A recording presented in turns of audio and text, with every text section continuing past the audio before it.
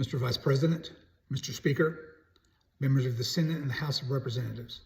Yesterday, December 7th, 1941, a day that will live in infamy, the United States of America was suddenly and deliberately attacked by the naval and air forces of the Empire of Japan.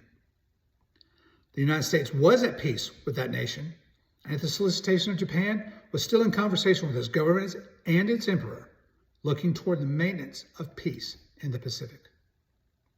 Indeed, 1 hour after the Japanese air squadrons had commenced bombing of the American island of Oahu, the Japanese ambassador to the United States and his colleague delivered to our Secretary of Defense a formal reply to a recent American message. And while this reply stated that it seemed useless to continue the existing diplomatic negotiations, it contained no threat or hint of armed attack.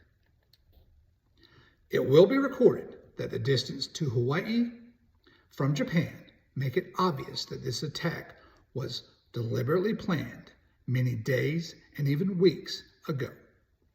During the intervening time, the Japanese government has deliberately sought to deceive the United States by false statements and expressions of hope for continued peace. The attack yesterday in the Hawaiian Islands has caused severe damage to the American naval and military forces. I regret to inform you that many American lives were lost. In addition, American ships have reported to have been torpedoed on the high seas between San Francisco and Honolulu. Yesterday, the Japanese government also launched an attack against Malaya. Japanese forces attacked Hong Kong. Japanese forces attacked Guam. Last night, Japanese forces attacked the Philippine Islands. Last night, the Japanese attacked Wake Island. And this morning, Japanese attacked Midway Island. Japan has therefore undertaken a surprise offensive extending throughout the Pacific area. The facts of yesterday and today speak for themselves. The people of the United States have already informed the opinions and well understand the implications to the very life and safety of our nation. As Commander-in-Chief of the Army and Navy, I have directed that all measures be taken for our defense, but always will our whole nation remember the character of the onslaught against us. No matter how long it takes for us to overcome this premeditated invasion, the American people, in their righteous might, will win through absolute victory.